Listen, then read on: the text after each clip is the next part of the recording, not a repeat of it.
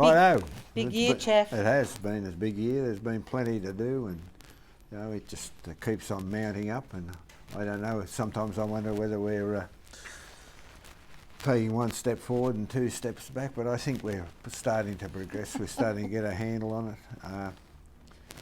Hopefully, the new year will yield a few of the things that we've been working on over this 12 months period. So pretty hectic, and then a really big day today. Started off with those citizenships this morning at 9 o'clock. That's right. Yeah. Well, that was great to see. What was it? I think it was 8 people.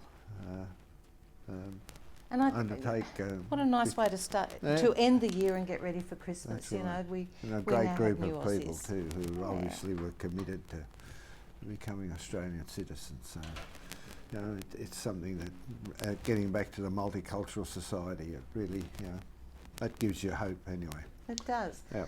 So big year, big day, big agenda today, and in actual fact, we've held a couple of them over because we felt that as councillors, you don't want to just tick the box in some of these draft policies, and so some of them we've held over until next year so that we can hold a workshop on it, because it's really important for us to understand the decisions that we are making.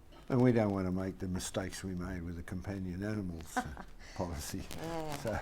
So we're still coughing the flack. That's right. Over that. Oh, understandably so. Oh my God, the too. chooks can't, and the farmers can't have their dogs, and we laugh about it now, but we do understand that there was quite a bit of angst. So that's right. We still haven't finalised it, but we understand that people's companion animals are incredibly very important to them, that's for sure. UGL? Well, notice of motion from Councillor Hayes regarding the need for UGL, who are now the managers of the rail corridors, disused rail corridors in New South Wales, to control their weeds. And it's been a great season for weeds. The blackberries and other feral vegetation has taken off with a great gusto because of the climate that we've had, so it's certainly something that we need to highlight and bring to their attention. Now, the other thing that we've had brought to our attention is the use of council parks and facilities.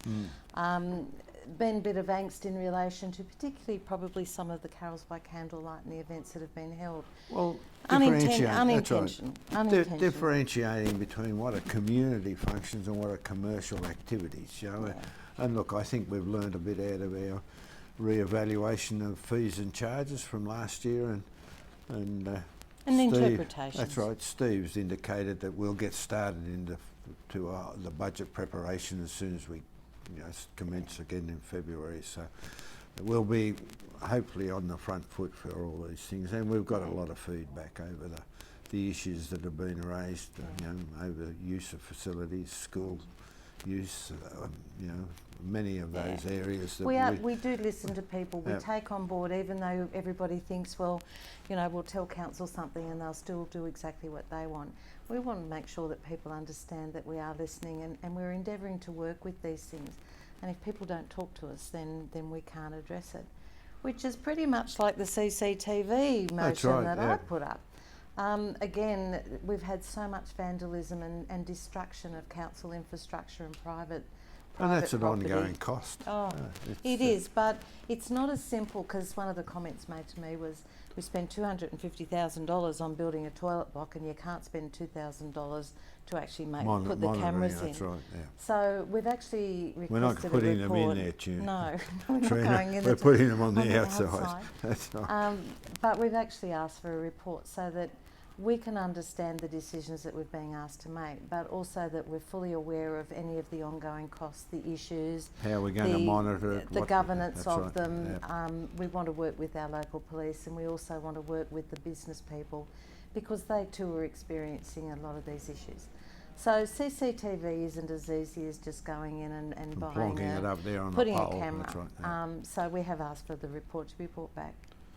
Policy on public exhibition. Yeah, well, there's one that needs to go out there, and that's public interest disclosures, so that people are aware of what's going on. We put that out for consideration. There's 2 or 3 others that we're, as you said earlier, we're referring to a workshop before we put them on public show. But this one needs to be out there for the public to make comment on. Great news for Batlow. Great news for Batlow. Yeah, couldn't agree more. And the wider finally. community. So, council's endorsed the Batlow Cider Trail. It's something that they've been talking about for a long period of time, and if we can get out there and get a grant, as long as there's no ongoing cost or minimal ongoing cost to the council and community, and the community needs to have skin in the game here. Yeah. To just, as a classic example is what's happened in Tumbarumba. The men's shed are very active in the rail trail. There's a rail trail management committee that spends a lot of time keeping the trail in a very good usable condition. So once we can get that going, it'll be great. But I think what's really nice, particularly about the Batlow one, is it's from Batlow to Wyverlina, and it is being called the Cider Rail Trail. Yeah. So it's just a lovely opportunity for people to enjoy, and it should be a good, easy ride for families, and it's fantastic that we finally got to this far. That's right, and it commenced in the caravan park, and That's right. which we've just spent a significant amount of money on upgrading, providing backpacker accommodation. Now, Sorry? electric vehicle charging Oh yeah, well that's stations. been an issue that's been around, and of course EVs are taking off in a big way, and we need to be out there endeavouring to attract the EV community, both into our communities, and we're looking at what costs are involved, how we're going to go about it. So I think in principle, what we've done is that we've supported in principle, finding out some more information and the possibility of applying for some of the grants. The really good part about these grants is that it's not only council who can apply for it. So if there's private businesses out there who have the interest and see a benefit, get into it. So these grants are not specific for council. So if you're interested, go on, have a look, and maybe you can get some charging happening. And if you want to get in touch with council and sort of work on a joint proposal or see options that we should be aware of, don't hesitate to let us know. Now, the aerodrome. Finally, after many moons. Option 3. Option 3, and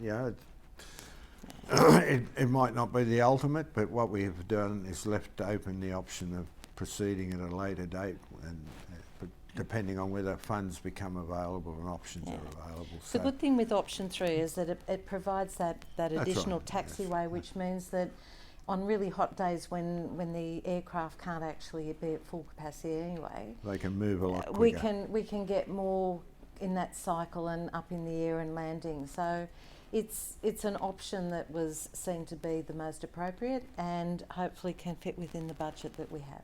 Not only that, there's an opportunity for other people who stand to benefit from the expansion of the runway to be part of the solution. So we've left that open. You mean kick the can? That's right. Pay some kick money, the can. Contribute. That's right. Now, while we're talking about the funding and grants, the evacuation or the multi-purpose evacuation centre. / evacuation centre. Yes, that one. So we've actually, I know it sounds like a contradiction, but we couldn't accept any of the tenders, but we have approved. We've given approval to go out and negotiate an option there, and make it happen, really. And we need to get involved with those people. Now that we've made a decision, we'll get involved with the people who have the great potential to utilise it, and how we're going to go about running it and organising its use. So, because I think it's fair to say that the council as a whole is not interested in managing the facility overall. Ideally, it would be wonderful to have an organisation, dare I say, for example, the Basketball Association, to actually give go us a in proposition and how to manage it, organise it, come up with if an they MOU. want to go. And we've endorsed that policy that deals with the utilisation of council facilities. So it's an opportunity that can't be missed as far as I'm concerned. Now, very quickly, we did go on the road. We travelled to Tumbarumba, Batlow and Tumut and held 3 public meetings for the SRV, for the proposed special rate variation. And look, we understand that people are doing it really, really tough. We get that, we know. The difficulty that we have is that looking to generate the income. But I think people are a bit confused. People are still looking at their total rate notice and thinking it's a total of that. It is only on your general rate. And look, if you take out particularly in the residential area, you take out your water, sewage, waste. garbage collection, you know. You only look at the general rate component. And one of the areas that really is suffering in some areas where the revaluation has impacted on farmland, but you know, that in itself, and we're looking at ways we can ameliorate that in some way, but you know, the impact is still going to be out there. We're aware of that. We're looking at ways in which we can make you know, efficiencies within the organisation, but they take time to achieve. But thank you to everybody who came out.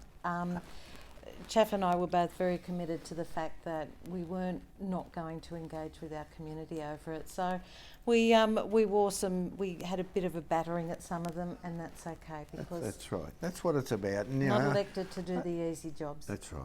And you know, it's hard yards, to be quite honest. And at the end of the day, we're managing a business on behalf of the community, and as long as we keep that in our mind and also realise the impact that it has on people's ability to meet the cost of living issues at this point in time. Righto. Right, I think Thank anyway, yous. before Thank we yous. go, Yep. to everybody out there, have a great Christmas and a fantastic New Year. To the staff of the organisation, You are amazing. We Thank are. you. We've been well supported over this period of time, and we really appreciate it. It's not an easy job, and of course, some of us can be quite demanding. You can. Yes, thank you. I know. Thank you. That's okay.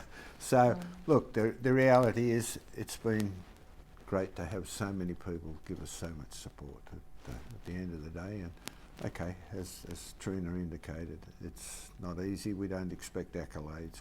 We got on here with the intention of doing what we believe is right, and if it gets some criticism, well. But I think if we go back to the ride, let's go to the really positive thing is that there are some really amazing staff involved with Snowy Valleys Council, and you know, even today, the way that we as councillors were made to feel with the Christmas celebration is people went above and beyond, and I think that's what we're really appreciating within the organisation is it's come back to a sense of family, and we're so grateful for your support to the staff and to our communities. Excellent. Yeah. And we're judging the gingerbread houses tomorrow. Oh my God, they are so good. Aren't they fantastic? They are imagination. amazing. Oh Lord. It's great. I think it should become a community event. And that's right. Well, I'm not sure about that. Can you imagine judging 150 of them or something? No, but I just would give an award to everybody, and I think that we should get them to take photos and make sure that they go on council's webpage, because they are fantastic. If you just want a good laugh and a good smile. The attention to detail is just amazing. The one that and the satire, I love the satire. Yeah, Santa sitting in reading the books to children with a cat and a dog resting by the fire. This is what people have done in gingerbread houses. That's right. The Aussie Christmas that had the swimming pool in the backyard and the ute and the Old Hills hoist and the clothes hanging and the off carrots. Yeah, the carrots. They were damn big carrots in comparison to the... That's right. So, you know... Anyway, it's great. It's really good. Fabulous. Yeah. Anyway, all the best for Christmas. Thanks, Trina. Merry Christmas, been great. Chaff. It's really